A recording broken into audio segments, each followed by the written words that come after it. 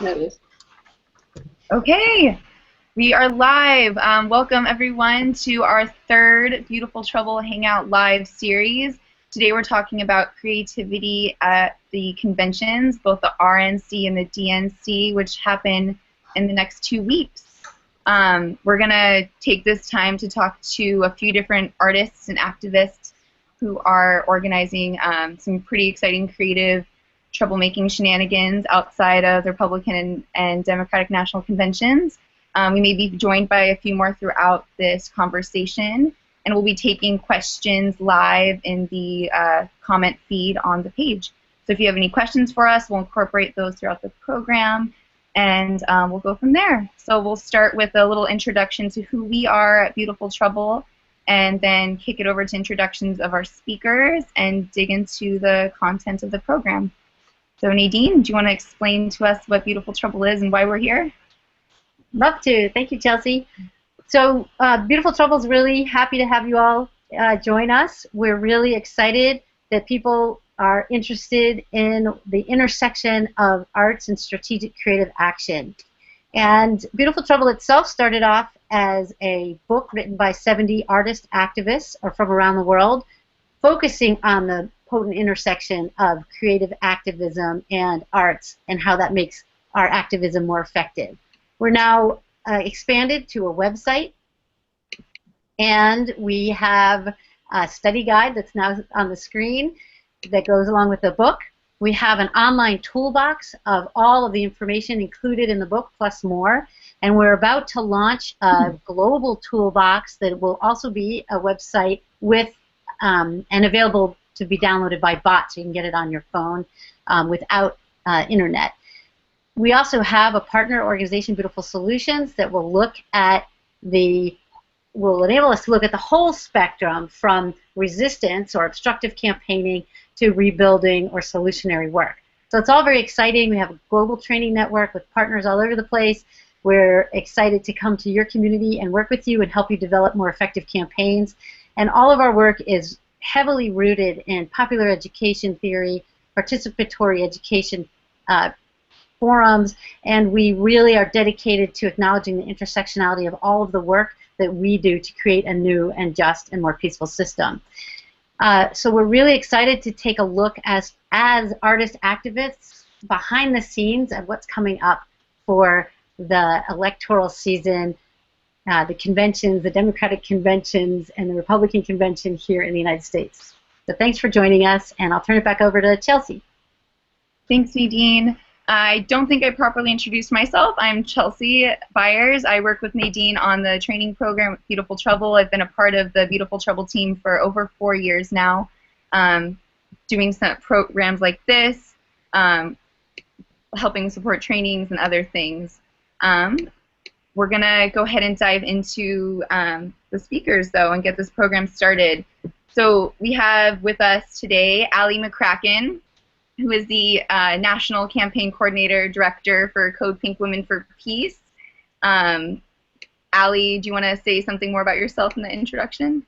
Sure. Hi, everyone. Thanks for having me on, and thanks for organizing this, Chelsea and Nadine. So I've been with CODEPINK for 5 years now, and CODEPINK is a women-led peace organization that works to challenge U.S. militarism at home and abroad, and we use creative disruptions and protests to convey our message and get it out into the media and to pique the interest of people who are in the nearby vicinity and also over social media. So we're really known for our bold, in-your-face disruptions and actions, and I'm excited to talk about what we have in store for the conventions this year. Awesome. Thanks, Alli.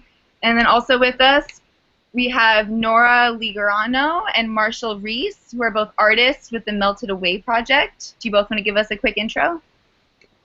Sure. Hi, Chelsea, Nadine, and Alli. It's very nice to meet you. I'm Marsha Reese, and this is... And I'm Nora Ligorano. And we are a collaborative team, and we work together as Ligorano Reese.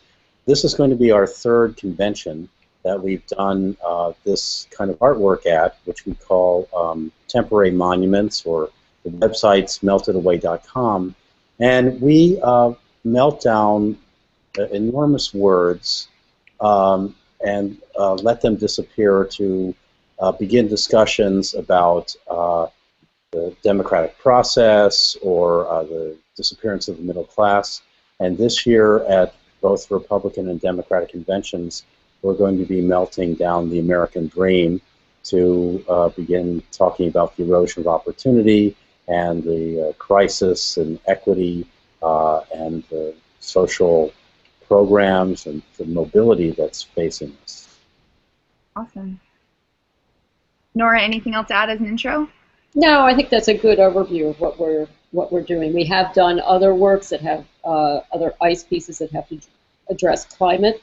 And for example, for the People's Climate March, we erected a 3,000-pound sculpture of the words "the future," and it was at Foley Square in Manhattan. And I think that's it. I think that's a good overview. Awesome. We'll have lots more to ask you as well. Hopefully joining us at some point in this call also is Tania Unzueta, who's the Policy and Legal Director with Mijente, and she's the leading organizer right now with Mijente on the Wall Off Trump project. And I have a video clip to show of that. Actually, I'll go ahead and do that now since Tania's not on the call. Just 1 second. Maybe 2 seconds. Sorry, yeah. Or do you want to wait in case you guys? Sorry. Yeah, here we go. When Mexico sends its people, they're not sending their best. They're bringing drugs. They're bringing crime. They're rapists. We need to build a wall.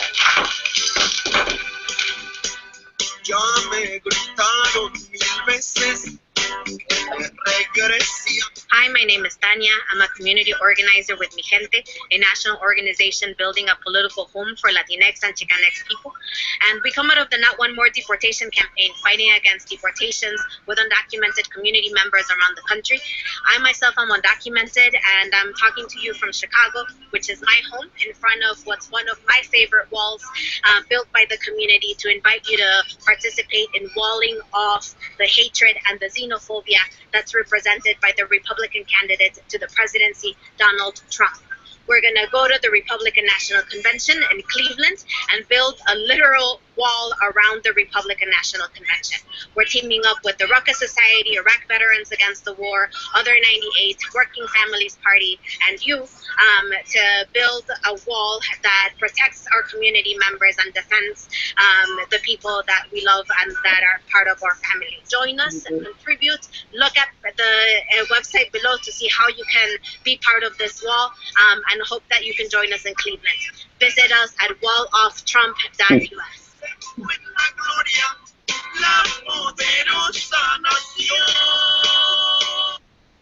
So that's Tania and the Wall Off Trump project, and we hope that she'll be able to join us on this call. Now that we've had an intro for all of our speakers, we'll go ahead and dig into the questions. And Alli, I'd love to start with you to learn more about what CODEPINK's doing and yeah, how you'll be shaking things up. So if you want to give us a little bit overview, I don't think you mentioned that in your intro, and then we can dive into the questions. Sure. So this year the conventions will be both in Cleveland and Philly, and we have lots of different messaging, but our overarching messages have to do with challenging U.S. militarism at home and abroad, like I said before, and ending U.S. waged wars. At the RNC, though, we're going to be bringing another message, which is refugees and immigrants welcome. You know, lots of the issues surrounding the influx of refugees to countries all over Europe and even here in the United States come from U.S. Started and perpetrated wars. And so we're calling for an end to wars. We're calling for refugees to be welcomed into the United States and immigrants to be welcomed into the United States. So we'll be dressed as Lady Liberty with some really amazing Statue of Liberty outfits. And we also are going to be doing a Donald Trump-inspired beauty pageant. Many of you, you've probably heard of Trump's infamous beauty pageant, so ours have messaging. It's a Miss America pageant, and we have I miss justice, I miss compassion, I miss civility, I miss solidarity. And so we'll be doing a few beauty pageant skits talking about what we miss that has been lost really in the discourse of this election that's been filled with so much hate and warmongering and racism. And so that's our plan for the RNC. And at the DNC, our main theme is feminism, not militarism, because of Hillary's record of warmongering and militaristic policies. We're also going to be bringing a lot of Palestine solidarity messaging to the DNC. The Democratic Party platform expressly has language singling out people who are involved in the nonviolent boycott of the State of Israel, calling for Palestinian human rights. And so we're really trying to shine a light on that to talk about the broader issues of U.S. military aid to repressive countries and corrupt alliances with different regimes in the Middle East, when we could be spending the money that we're sending to those places for military equipment here at in our communities instead. Awesome. Thanks, Alli. It seems in the middle of that we had Tania join the call, so I just want to take a second and welcome Tania. Thank you so much for making the time. Hi. We had gone around and done intros, and we showed the video from the Indiegogo page for your intro. So if that's okay, and if you want to add anything to that video as a quick intro before we jump back into questions.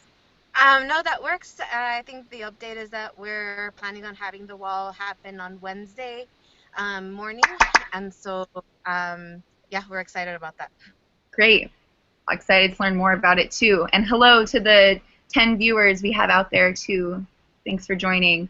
Nora and Marshall, you are working on this big ice sculpture project, and you said you've done these before.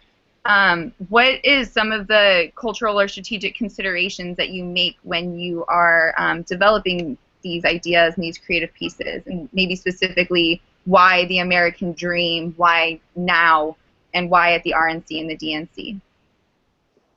Well, we think, first of all, I think in terms of one of the things that we really consider to be one of the most important issues, besides the words, is the site. And we see that the RNC and the DNC are the perfect political theater with which to frame these difficult questions of, obviously it's a metaphor, using ice as a metaphor for, and the fact that it is shape-shifting and does disappear. It's a metaphor for something that we're losing, or something perhaps that we never had. In the case of the American dream, and especially in light of the current climate out there, it really, I mean, it just is really coming, it's in a different place now than it was, say, a week and a half ago, which is kind of interesting for us. You want to say anything else? No, I think that's... Yeah, so I think that the fact that the RNC and DNC give us an opportunity to talk to two diverse audiences, you know, and to open up the questioning about this thing, this American dream, that we all question, we all wonder about, is, you know, I think it's a really wonderful opportunity. Awesome, thank you. Did you have anything else? Okay. No. Well, oh, go ahead. Go ahead, Marshall.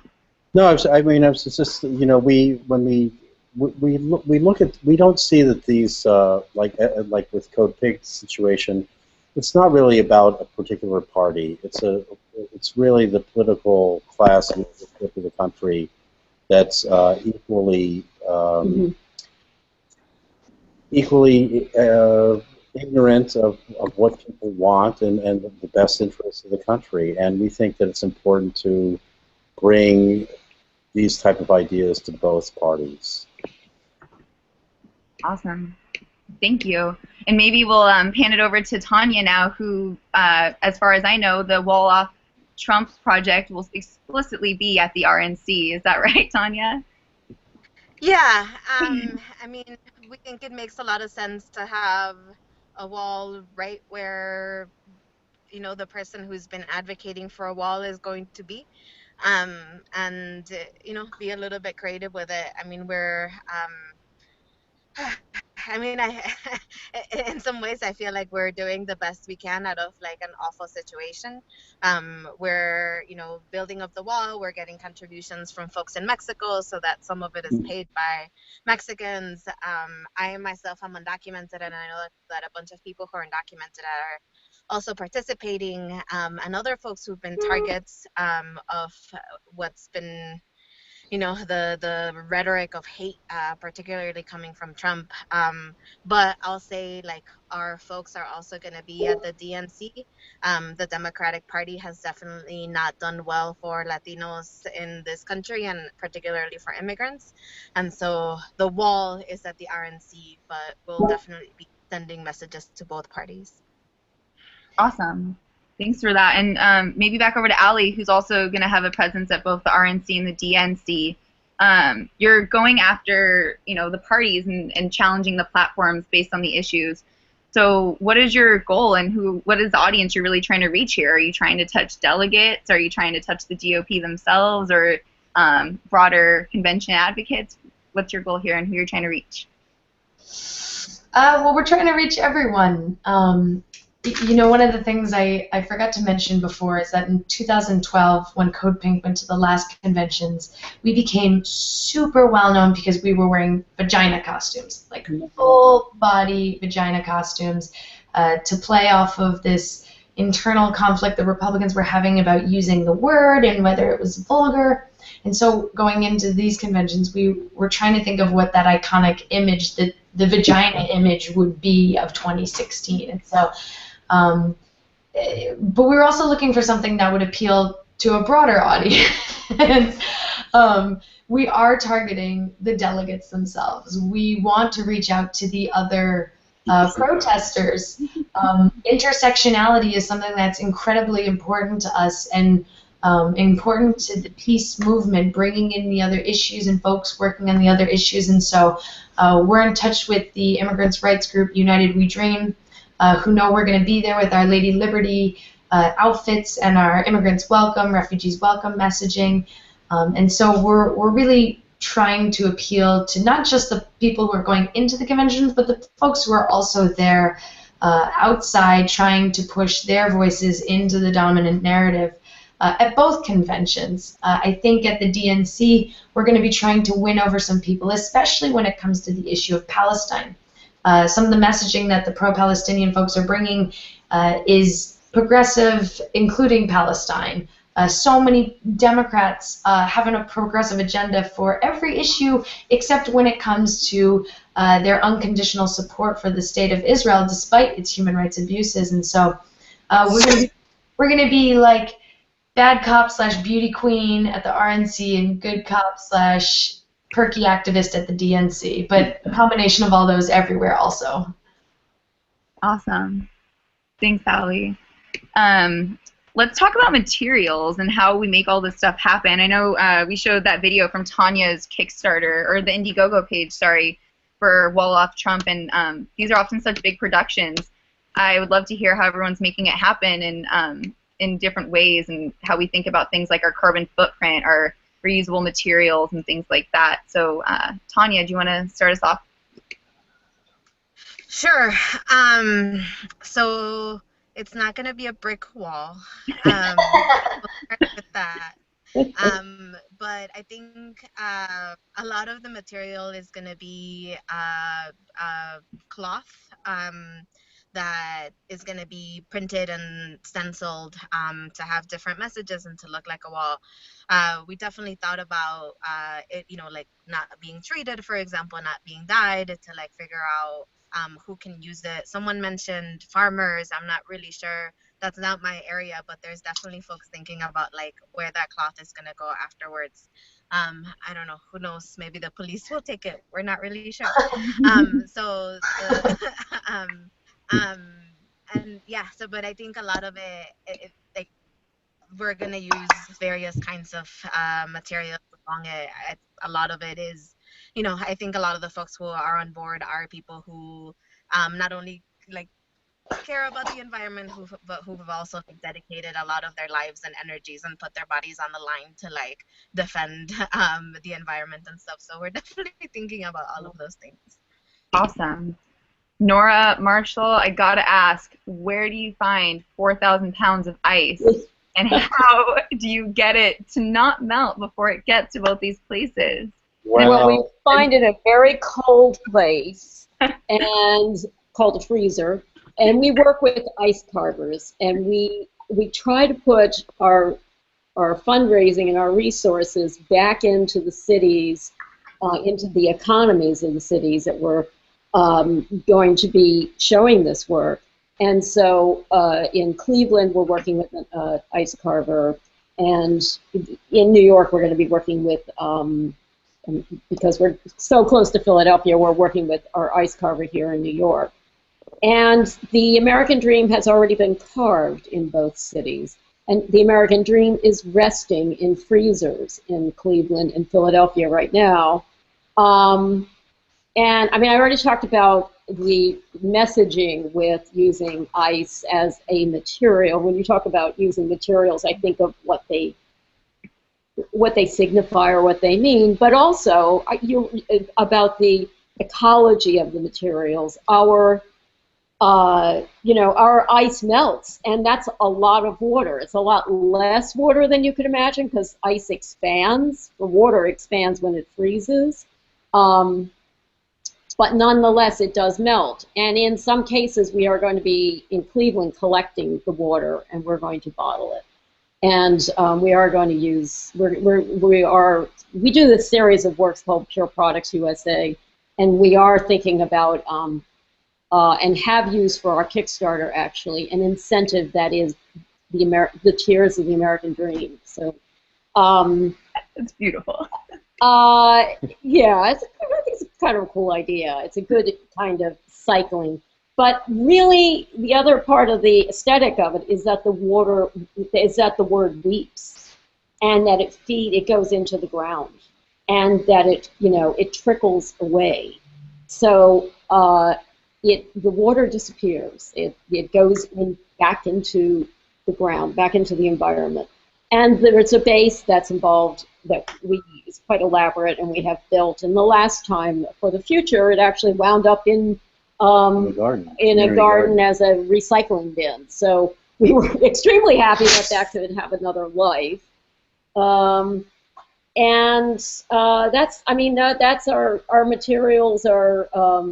The physical part of it is pretty much limited to those two things, unless you can think of something else. The other things that's part of it is that we're streaming them live, so they'll be seen on the internet, and we're filming people and photographing them. It's the whole event. That's awesome. We'll send that link out to everyone on the call as well. Great. Yeah, Alli, with a deep history of CODEPINK actions at the RNC and DNC, I'm sure there's a lot of stuff being recycled, renewed, reused, repurposed. Any thoughts or intentions around materials used and that you want to share? That's exactly what's going on. You hit the nail on the head. We are reusing the stuff, unfortunately, we've been using for a long time. We have a whole attic of messaging divided up by issue. On the one hand, it's great to be recycling. On the other hand, we're still using the same damn anti-war messaging that we were using a decade ago. It's nuts. So we have an amazing props director who's very artistically inclined, and we have a small army of amazing dedicated interns helping him out. We will be actually, one nifty trick that I'll share is if you can look at the picture that Chelsea's sharing, the gal all the way to the right has kind of like a bib shirt on, and we use those like every single day, and we switch out the messaging on the bibs just by stapling on pieces of paper with a thing, and we create kind of like a flip book effect where during the day we just tear off each sheet and go to the next protest and have our messaging on point. And it's a neat trick because it's a hands-free outfit. You can have these bibs on anywhere, and sometimes we've been in positions where police in various places have said, please put down your signs, you're demonstrating, and we're able to say, oh no, these are my clothes, I can't take them off. And so it's a good trick for folks who are looking to get into some beautiful trouble, and aren't afraid to hang on to their sign. That's awesome. Cool. Well, I'd love to kind of change it up a little bit and talk a little bit more about how current political situations and the extent of where we're at as a society with the slew of gun violence and police shootings and this really heightened level of security and safety concerns, and maybe if folks want to share how that's going to impact conventions or how that's maybe changed plans. And it's not so much about creativity, but I do think it's something that people are really inclined and interested to know about how the creative folks are going to handle that. So I don't know if anyone wants to jump in and start.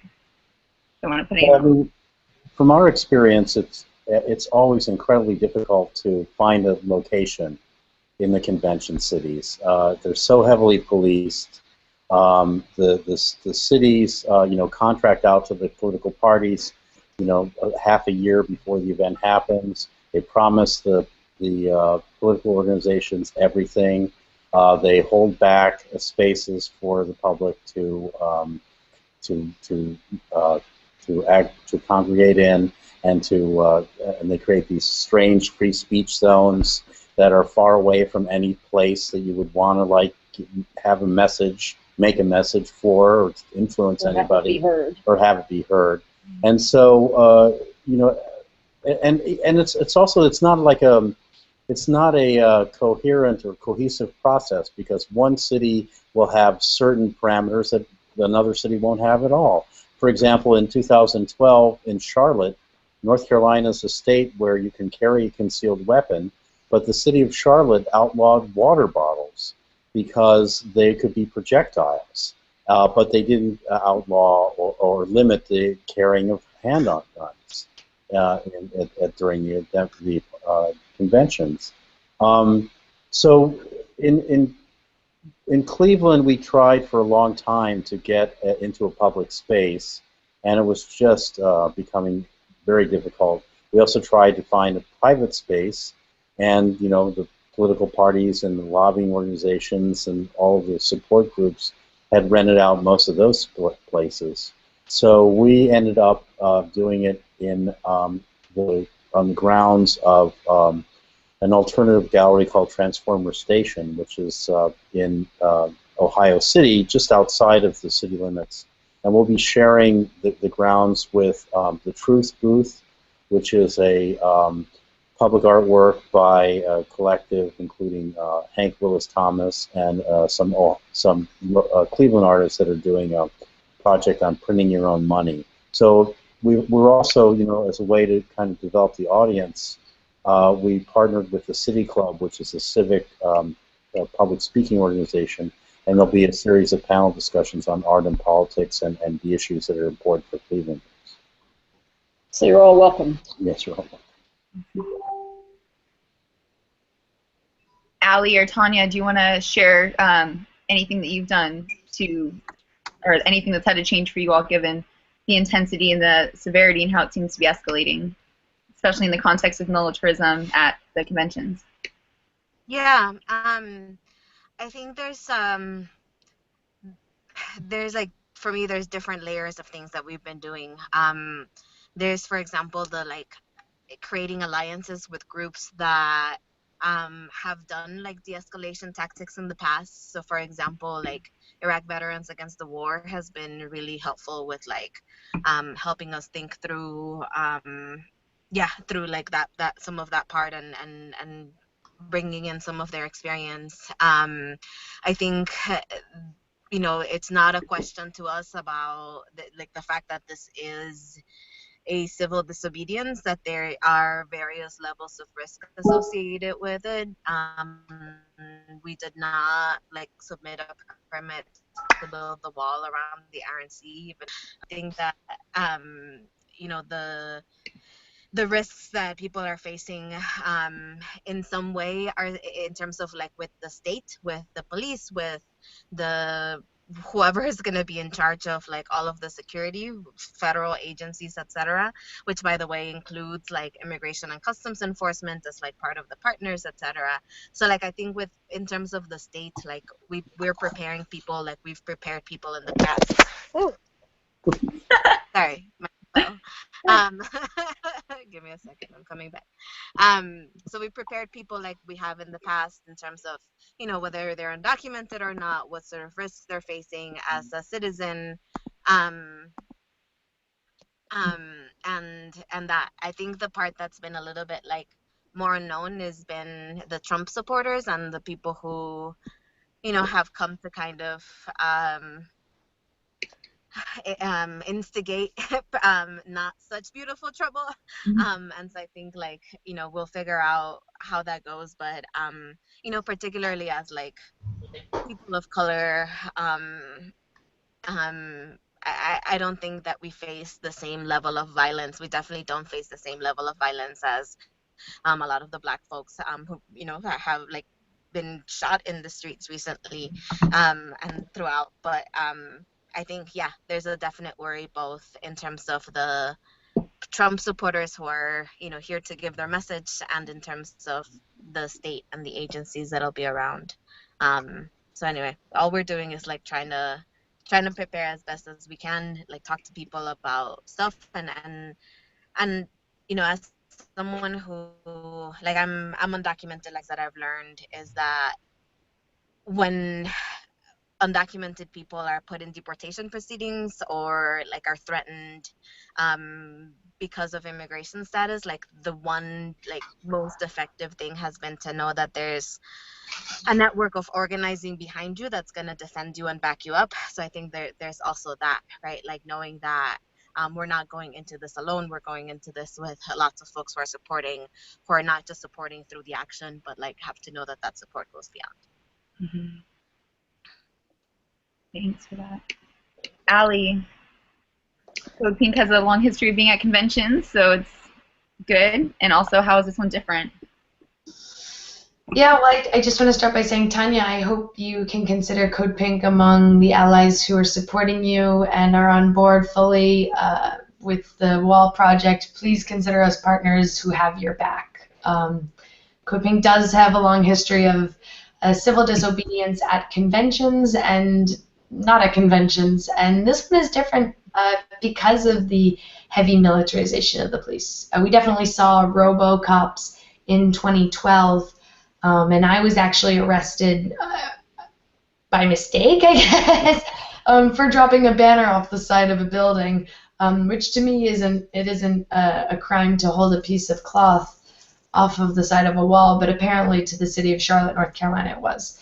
But now we see that people in mass amounts are disenfranchised across the country, and they are coming to converge in Cleveland and in Philly, and the police are ramping up. They are buying military-grade equipment to deal with the protesters, and so this is very real. This is very scary, and I've talked to a lot of folks who are either undocumented or people of color who are systematically targeted by police anyways, and they're very nervous to go. And so at CODEPINK, we are encouraging all of our people to attend nonviolence trainings. They're being held at 9 a.m. every day at both conventions by amazing local organizations in Cleveland and in Philly. The one in Cleveland is hosted by Stand Together Against Trump, and I think their website is stat.org. But I'm happy to send that around, and Chelsea and Nadine can share it with the folks on this call. And the same is happening in Philly. And so we're really committed to working on de-escalation tactics and trying to keep positive messaging and be good allies to folks who are more vulnerable in these situations. Awesome. Thanks, Alli. So I think I want to hear a little bit more about how this plays into long-term strategies and goals for folks. And this may not apply so much to Nora and Marshall, but maybe it does, and I'm totally off. But how do the conventions that happen every 4 years play into longer-term strategies, and how have each of you seen this as an opportunity to escalate the work that you've done to maybe lift up or highlight bigger pieces of work that you intend to do or want to be a part of, bigger messaging pieces? And where do you think that the convention's work will push you in greater trajectory forward? Well, I think it's really important to do creative actions, and I think that though we may not have you know, a part of a movement building as a component of what we're doing.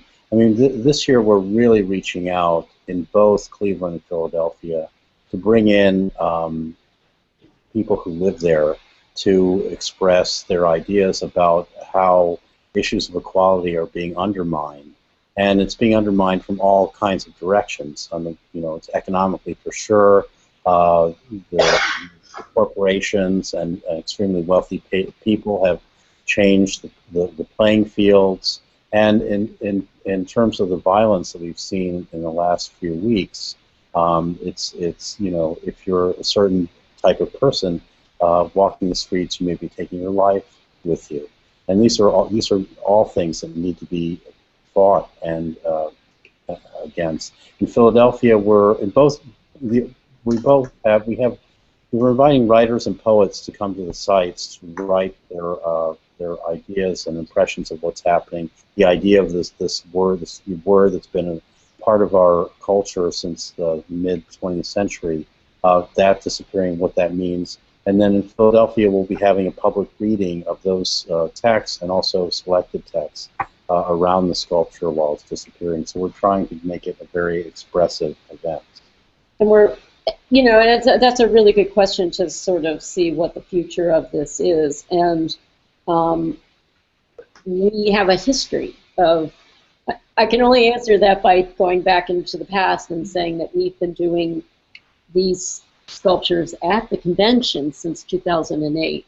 And it is very, as you guys all know, it is very difficult to infiltrate that arena during that time, given all of the parameters of public space, permitting, police action, etc. But it doesn't mean that we're not, you know, we're not headed to the next, you know, to the next convention. So, and we probably will. Awesome. Tanya, are you still with us? And did you want to answer that question? Yeah. Can you hear me okay? You can. I think, I mean, for us, the conventions are sort of like splash points, right? That, like, we can use to bring back to the work that we've been doing. And so the first time that the Not One More campaign, and I think this was before we were actually called the Not One More campaign, but we went to the DNC in North Carolina with the Undocubus, which, like, you know, was a group of undocumented immigrants who were kind of calling on Obama in particular at the time to stop deportations. So anyways, I think to me, like, part of organizing beyond the you know, the everyday work, the building of our community leaders, the policy work that we do at local and a federal level is just about being able to tell our stories and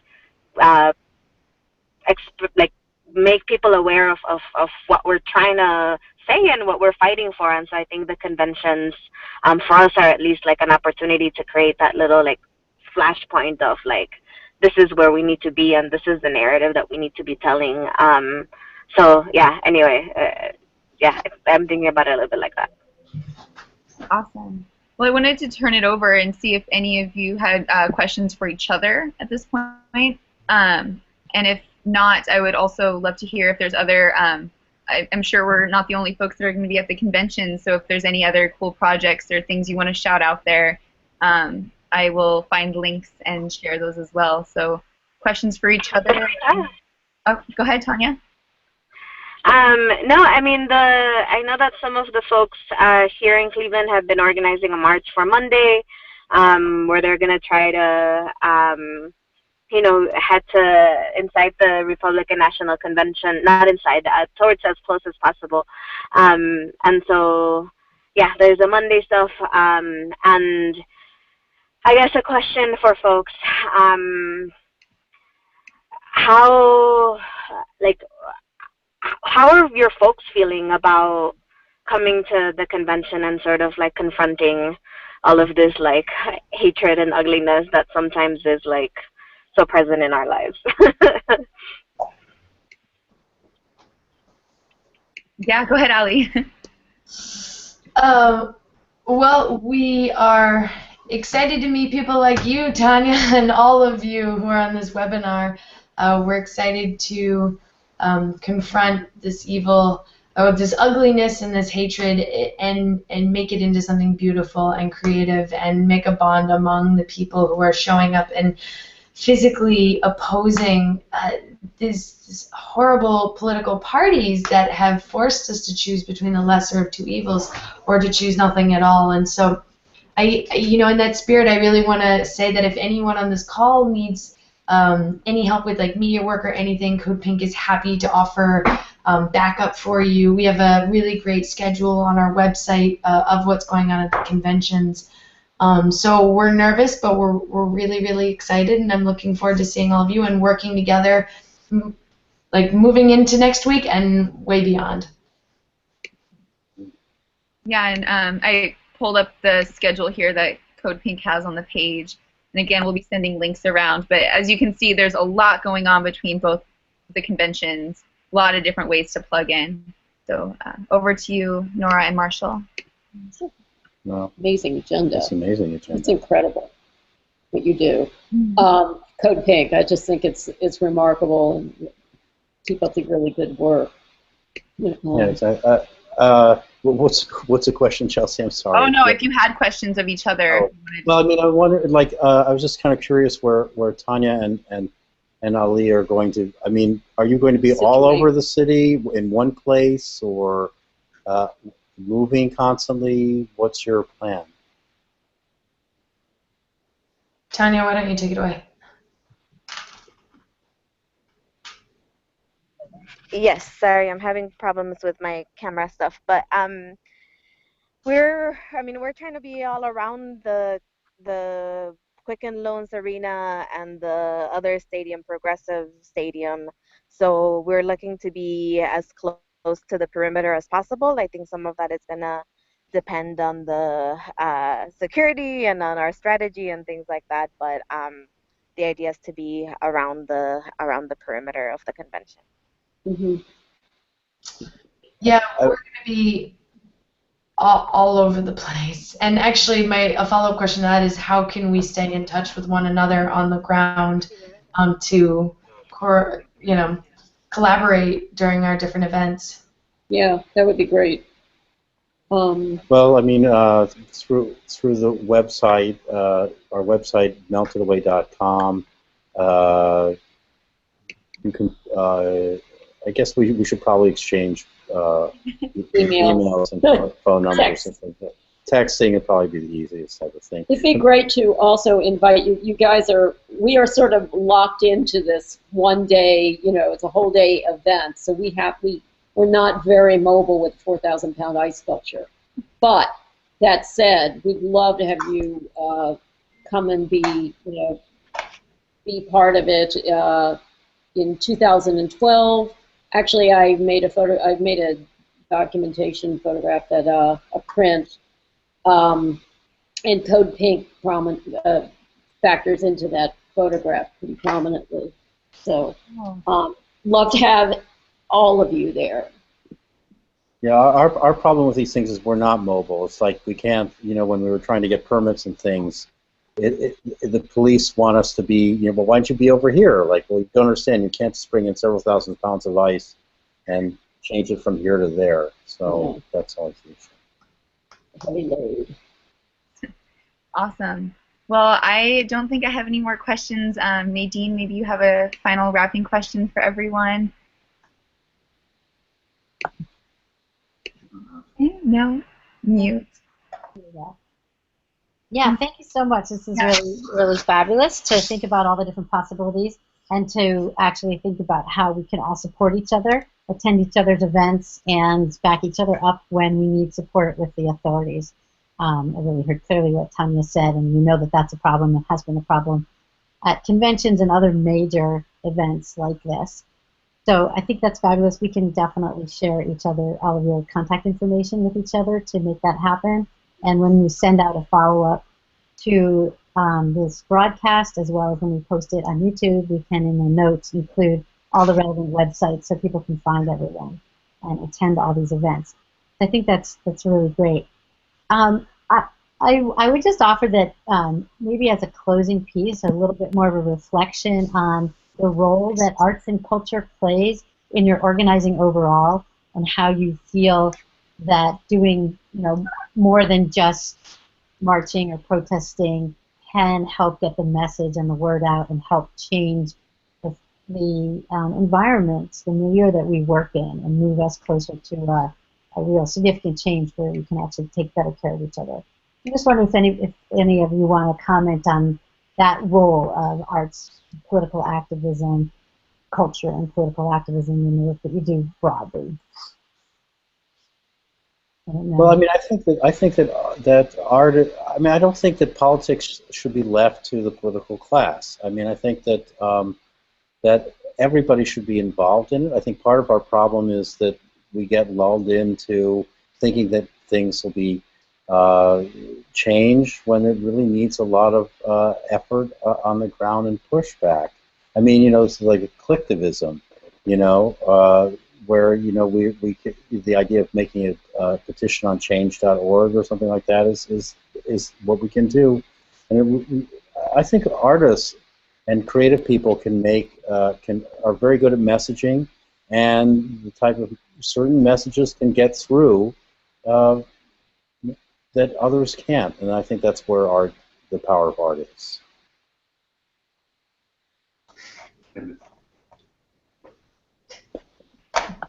Awesome. Alli or Tania, you want to add to that? It was a really nice way to wrap it. Yeah, no, sorry, it kept cutting on and off. What was the question? Just about the role of arts to inform or shape political agendas. Oh, yes. Yes. I mean, I think that, particularly my experience has been that, and I'm sure communities have multiple versions of this, right? But my particular experience has been that I'm undocumented. It's, people don't listen to our community very often because we can't vote. There's all sorts of ways to disenfranchise people who are organizing, who have, who don't have papers. And so a lot of the times these ways of just expressing our story through taking risks and through making things very visible and maximizing basically our voices has been one of the most effective ways to fight for people's rights. And so I think I don't know if organizing is art or art is organizing, but they definitely go together in these things. Awesome. Thanks, Tania. That was a good poster. Yeah. Yeah. So at CODEPINK, we like to use political art like street theater and satire to get our messages across and to make a really good visual that the media will capture, and so that way our message is broadcasted beyond just the immediate protest.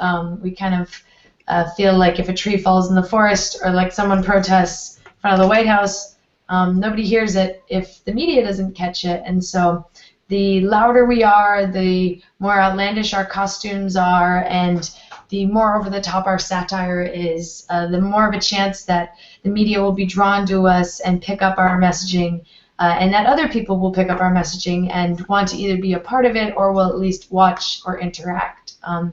And so, and as a women-led organization, we try to work with other women's groups to bring in their voices.